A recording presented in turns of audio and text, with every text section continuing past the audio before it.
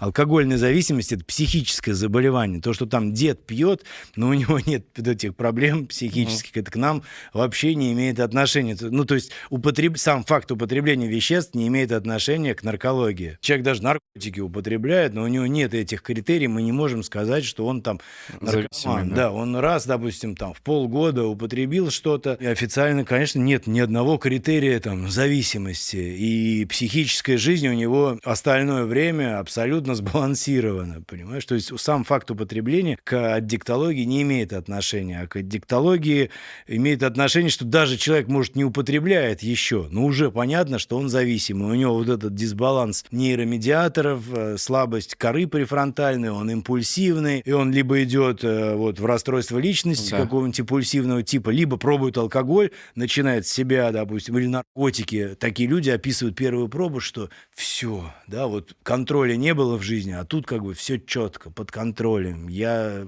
в себе уверен.